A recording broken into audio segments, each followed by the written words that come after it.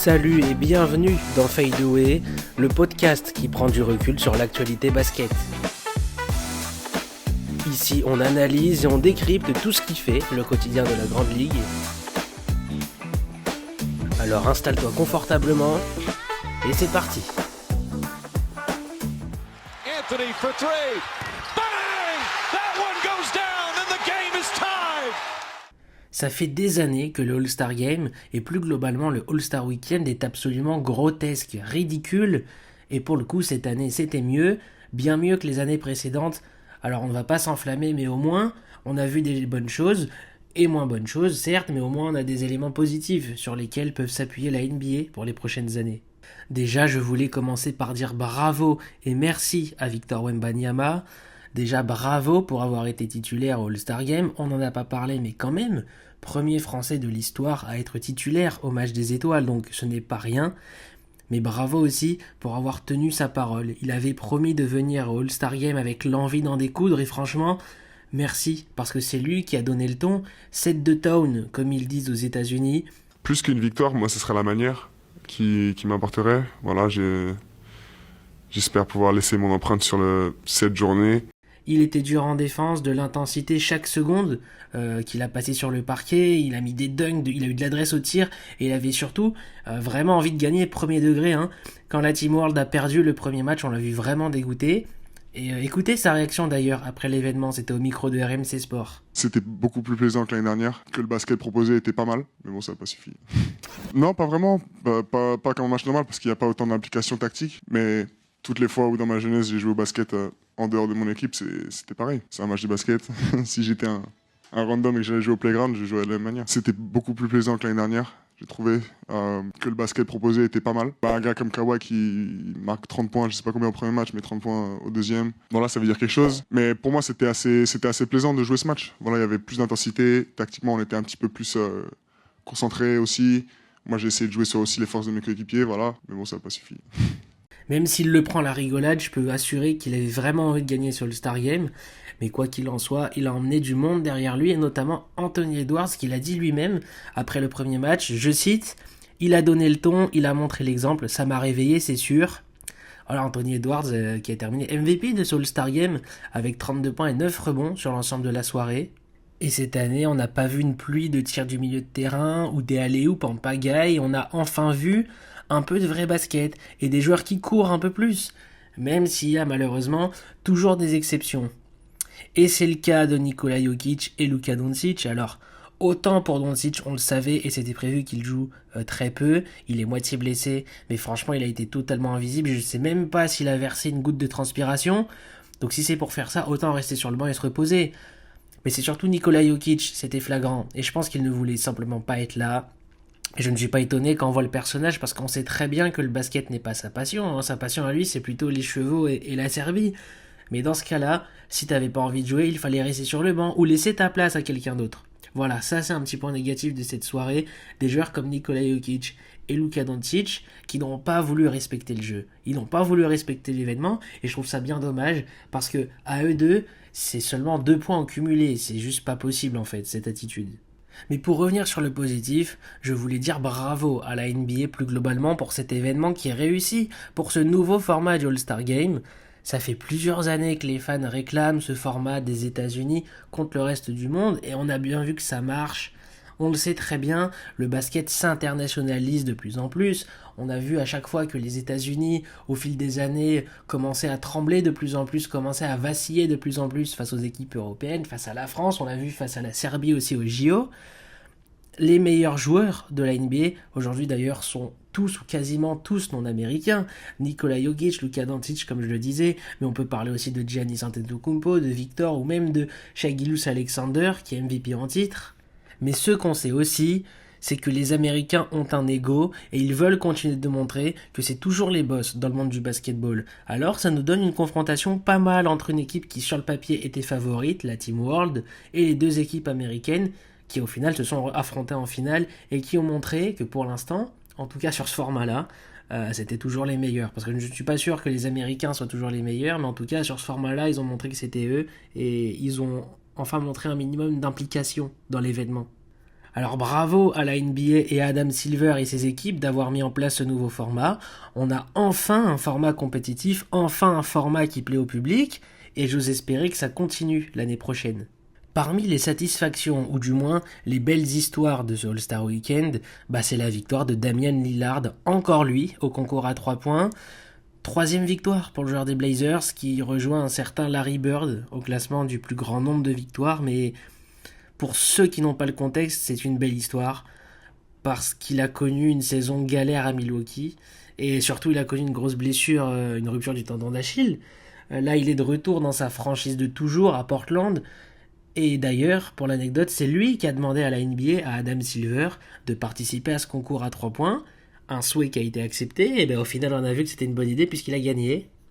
Alors il n'a toujours pas joué un match officiel cette saison, parce qu'il est sur une jambe, il est toujours en convalescence, mais il a quand même réussi à montrer que c'était toujours un sacré shooter. Donc gros big up à lui, parce que c'est une belle histoire, et voilà, on a des nouvelles de Damian Lillard, ça fait plaisir de le voir souriant, ça fait plaisir de le voir enfin heureux, parce que c'était pas le cas ces 2 dernières années à Milwaukee, même si statistiquement on a vu qu'il était présent, il a jamais été très heureux d'être allé chez les Bucks, et je pense qu'il regrettait son départ de Portland. Là il est de retour dans sa franchise, et il s'est fait un kiff, voilà, il a gagné ce concours à 3 points, donc c'est cool de le voir. Mais surtout, et j'insiste dessus, le plateau de ce concours à 3 points était relevé, parce qu'il y a eu du Donovan Mitchell, du Devin Booker, du Con Knuppel qui a participé, aussi du Tyrese Maxey. Là, au moins, on a des stars qui se sont mouillées, qui ont osé participer à un concours. Mais de toute façon, le concours à 3 points, pour moi, ça a toujours été la valeur sûre de ce All-Star Weekend, et il l'a encore prouvé cette année. Et d'ailleurs, Stephen Curry a annoncé vouloir le faire en 2027. Quoi de mieux d'avoir le meilleur shooter de l'histoire dans un concours de shoot. Et ils ne peuvent pas faire 21, 23, 25, 27, 27, il est en finale, Damian Lillard avec Devin Booker et Con Knuppel, c'est incroyable. Damian Lillard est toujours là.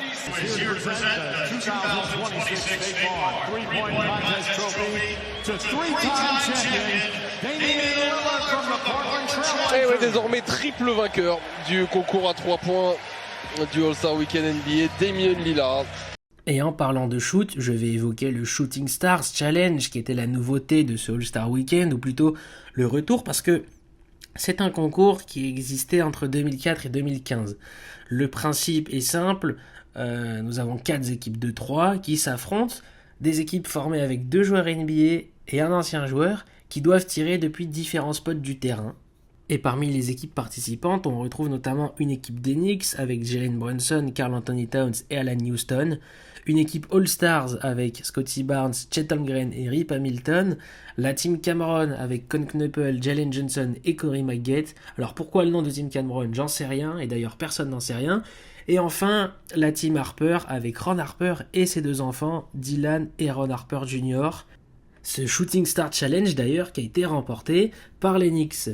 Et surtout, on a vu des images marrantes là dans ce concours, parce qu'en fait, chaque équipe avait un passeur pour shooter. Chaque équipe avait un passeur. Alors les Knicks ont eu de la chance puisqu'ils ont eu Rick Brunson, le père de Jalen, ancien joueur NBA, mais la team All-Star, ça a dû avoir affaire à Drusky en tant que passeur, et c'était vraiment très drôle à voir, parce que bon, il a balancé des parpaings, c'était pas forcément les meilleures passes du monde, mais c'était très drôle à voir. On avait un petit peu l'impression de voir des highlights de Drake May au Super Bowl là pour les Patriots. Voilà, celle-là, elle est pour mes suiveurs de NFL. Voilà, en tout cas, ce Shooting Star Challenge, belle petite surprise, c'était le retour d'un événement qui était pas si suivi que ça, pas si médiatisé dans ce All-Star Weekend. Ils ont fait un petit peu de pub cette année autour de ça, le retour de l'événement. C'est un petit peu anecdotique, mais voilà, je trouve que c'est toujours un moment sympa à voir. Les joueurs sortent de leur zone de confort, et puis c'est aussi l'occasion de revoir des joueurs qu'on ne voyait plus forcément. Rip Hamilton, ça faisait longtemps qu'on l'avait pas vu. Corey Maggette, pareil. Alan Houston, pareil. Donc c'est sympa de voir, et puis aussi on a vu la belle image avec Ron Harper et ses 2 enfants. C'est toujours des images sympas du All-Star Weekend. Ça change un petit peu de la routine de la saison régulière, je trouve. Bon, alors c'est bien, je parle des choses positives, mais maintenant je vais rentrer dans le vif du sujet. Alors vous allez vous demander pourquoi je n'ai pas parlé de Dunk Contest, c'est normal, parce que je vais en parler juste maintenant, et je vais être très clair dès le début. Le concours de Dunk est mort, et la NBA doit le supprimer dès l'année prochaine. Pour moi c'est obligatoire, si la Ligue veut continuer à pérenniser ce All-Star Weekend, parce que franchement le concours de dunk cette année c'est juste une parodie quoi, c'est juste pas possible, c'est pas digne d'un dunk contest NBA. Bon, je vais pas manquer de respect aux 4 joueurs qui ont participé, Jackson Hayes, Kesha Johnson, J.C. Richardson et Carter Bryant, mais franchement, le concours de dunk est mort, et si vous dormiez à ce moment-là, bah vous avez bien fait, parce que franchement, vous avez rien raté. Jackson Hayes qui n'a pas compris le principe et qui a claqué des dunks de match et pas des dunks de concours. J.C. Richardson, lui, s'est complètement éclaté contre le sol, il a raté son concours. Alors la seule petite lueur dans ce concours de dunk, et je vais le reconnaître, c'est Carter Bryant. La performance de Carter Bryant, lui, franchement, il a été à la hauteur. Alors en plus de ça, il fait une bonne saison aux Spurs. Ça, c'est un autre sujet, mais Carter Bryant, c'était le seul joueur à la hauteur dans ce dunk contest, le seul joueur d'ailleurs à avoir obtenu un 50 du jury. Et malheureusement, il s'est raté à la fin, il s'est raté au pire moment. Et du coup, ça a profité à Kesha Johnson du Miami Heat. Voilà, Kesha Johnson qui a remporté ce concours de dunk. Alors bravo à lui, c'est très bien, ça va faire une ligne dans son palmarès sur sa fiche Wikipédia. Et puis voilà, il fera partie de ce cercle fermé des vainqueurs du concours de dunk. Mais franchement, est-ce que ça fait rêver quelqu'un, Kesha Johnson? Encore une fois, avec tout le respect que j'ai pour lui, son concours de dunk, ce qu'il a été, on va dire, moyen, voire insignifiant, il a passé plus de temps à danser. Sérieusement, il a passé plus de temps à danser qu'à faire des dunks. Je me demandais si s'était pas trompé de compétition, s'il aurait peut-être dû aller à danser avec les stars, je ne sais pas. Mais en tout cas, voilà, bravo à lui qui a remporté ce concours de dunk, mais un concours assez médiocre dans son ensemble, et franchement, c'est pas un dunk contest qui va rester dans l'histoire. Hein. Mais plutôt que de taper sur le concours de dunk, je voulais me poser la question et savoir pourquoi ce concours de dunk est tombé aussi bas. Et je pense que la première raison, c'est notamment parce que les stars refusent d'y participer. Le dernier joueur All-Star, la dernière star à avoir remporté le dunk contest, c'était Donovan Mitchell en 2018. Donc ça fait 8 ans qu'une star n'a pas remporté le dunk contest. C'est beaucoup trop, et ça prouve bien que le dunk contest ne fait plus rêver personne. Mais sincèrement, je pense que c'est la faute des joueurs et non pas de la NBA, je pense. Surtout que cette année, Adam Silver avait réussi à convaincre Jalen Duren d'y participer. Alors, Jalen Duren, ça fait pas rêver, mais au moins c'est un All-Star. Et au final, il a refusé. Alors, pourquoi tant de joueurs refusent de participer? Je trouve ça quand même dingue, parce qu'on voit que plus les années passent, plus le casting fait baisser en termes de prestige. La raison qui est évidente, je pense, c'est que c'est tout simplement l'ego des joueurs. Enfin, je parle des stars NBA. En fait, elles ont peur d'y aller parce qu'elles ont peur de rater. Une star NBA aujourd'hui, elle n'a rien à gagner, elle a tout à perdre dans un événement comme celui-là, et ils savent très bien qu'ils vont se faire afficher s'ils ratent. Et chaque année, les fans demandent à ce que la NBA invite des Ja Morant, des Anthony Edwards, des Zion Williamson. Mais je pense qu'ils l'ont déjà fait et qu'ils ont simplement refusé parce qu'ils ont peur d'y aller, parce qu'ils ont peur de se mouiller, parce qu'ils ont peur de tenter des choses, parce qu'ils savent très bien que s'ils se ratent, ils vont se prendre des sessions vannes et ils vont se faire critiquer sur les réseaux sociaux. Et je pense que malheureusement, ça joue aussi dans la décision des stars NBA de refuser de participer au dunk contest. Alors c'est bien, je parle de choses positives du All-Star Weekend, j'ai aussi tapé sur le concours de dunk maintenant. Il faut aussi que je me mouille moi-même. Quelle solution alors pour continuer à pérenniser ce All-Star Game, pour sauver l'événement? Qu'est-ce que la NBA peut mettre en place? Déjà je pense, et je viens de le dire, c'est qu'il faut supprimer le concours de dunk. Pourquoi? Tout simplement, aujourd'hui, plus aucun joueur ne serait-ce que correct de NBA ne souhaite y participer. Je pense que ça ne sert à rien de continuer à forcer avec des concours de dunk et faire participer des joueurs de seconde zone ou des joueurs qui ont très peu de temps de jeu dans des franchises. Encore une fois, sans vouloir manquer de respect aux 4 participants de cette année, je pense qu'il vaut mieux pour tout le monde que la NBA arrête au moins provisoirement ce concours de dunk. J'ai dit provisoirement parce que pour moi c'est inconcevable que la NBA ne revienne jamais dessus, et d'ailleurs un All-Star Weekend ne sera jamais un vrai NBA All-Star Weekend sans le concours de dunk. Mais je pense que si la NBA doit le supprimer, c'est juste pour quelques années, 2, 3, 4 ans, et avec le manque qu'il va créer, peut-être que les gens vont réclamer un retour et peut-être que cette fois-ci les joueurs seront aptes à y participer. Donc je pense que ça peut être une des solutions que la NBA peut mettre en place, même si celle-là je n'y crois pas du tout. Une deuxième solution pour peut-être sauver ce concours de dunk, c'est la solution financière. Regardez quand la NBA a lancé le In-Season Tournament, la NBA Cup. Il y a au bout des récompenses financières de l'argent pour le vainqueur, ils gagnent tous 500 000 $. Donc évidemment, quand tu as de l'argent au bout, ça motive les joueurs et c'est pour ça qu'on voit une NBA Cup, elle est sympa à regarder, elle est sympa à suivre. Maintenant, est-ce que ça va être bien vu si la NBA met en place une récompense financière pour le gagnant du concours de dunk? qu'est-ce qu'on fait des autres concours en fait? Est-ce que si on met de l'argent au bout du concours, ça veut dire qu'il faut en mettre aussi au concours à 3 points, au Rising Star et au Shooting Stars, etc. Bref, ça veut dire que la NBA va devoir encore mettre la main à la poche, alors que c'est pas forcément le but du All-Star Weekend. Et je pense aussi que ça va être un aveu de faiblesse pour la NBA, pour Adam Silver, de se dire, ok, t'as envie de participer au concours de dunk, tu viens, tu participes et je te donne $500,000 si tu gagnes.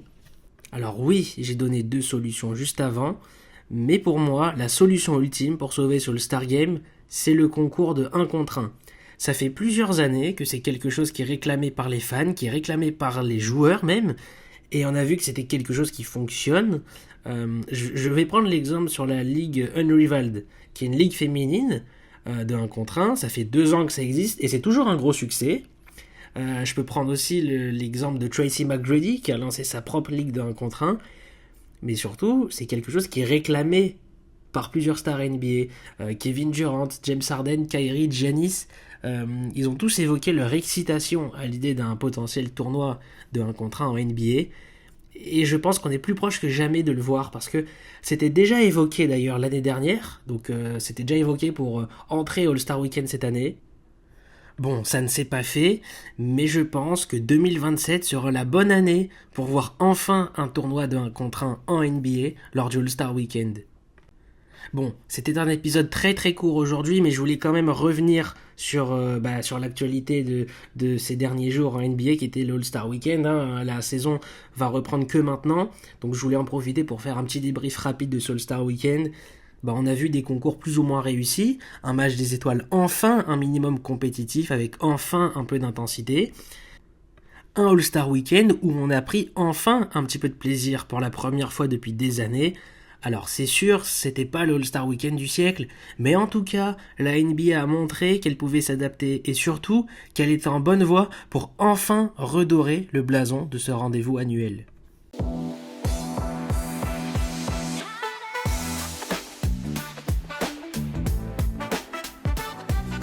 Merci d'avoir écouté cet épisode. N'hésitez pas à aller donner votre avis sur ce sujet en commentaire. Fadeaway est disponible sur tous les réseaux, Insta, X, TikTok et aussi disponible sur YouTube. Encore merci de m'avoir écouté. Restez branchés pour la suite. À très bientôt sur Fadeaway. Anthony for 3.